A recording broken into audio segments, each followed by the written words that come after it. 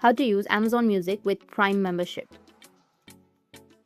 So if you want to use Amazon Music with Prime membership, then what you need to do is first you need to open up your browser, any browser that you're comfortable with.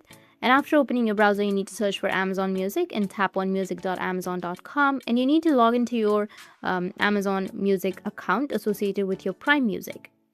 Amazon Music Prime will give you an access to over 2 million songs for free.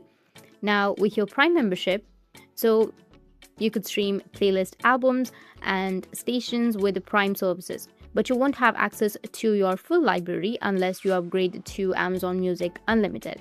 So you could also use Alexa for voice control, and you could also upgrade it to Amazon Music Unlimited, and you could also do the offline listening and add additional features such as create and share playlist stations and broadcast. So these are the features you could be able to use when you connect your Amazon Music with Prime. So that's all, and if you have any questions, feel free to comment below. Thanks for watching.